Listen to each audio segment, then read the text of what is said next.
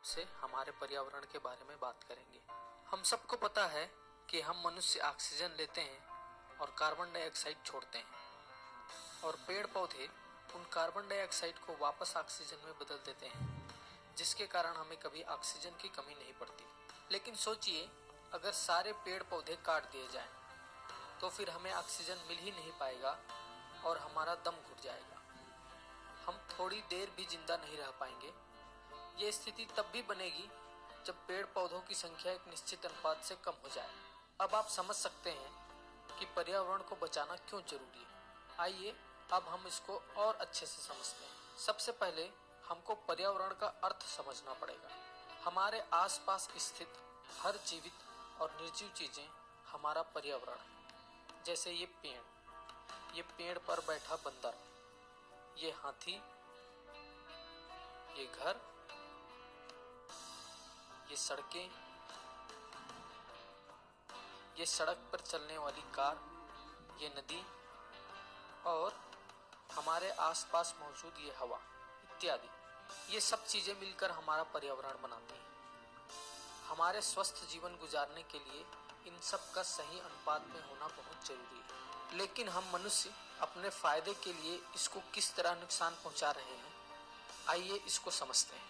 हमारी जनसंख्या में बेतहाशा वृद्धि हुई। हमने क्या किया? हमने पेड़ काटे और घर बना लिए।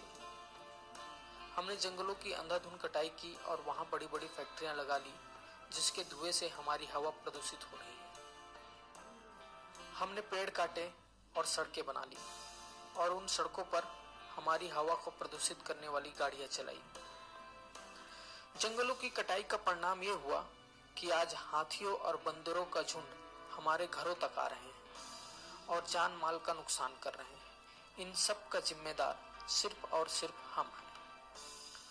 हमने फैक्ट्रियों के रासायनिक पदार्थ को नदियों में बहाकर नदियों के स्वच्छ पानी को प्रदूषित किया।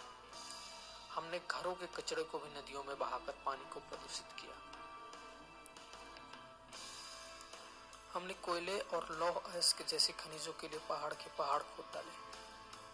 हमने अपनी हवा, पानी और जमीन को प्रदूषित किया, लेकिन इसको ठीक करने के लिए पर्याप्त कदम नहीं उठाए।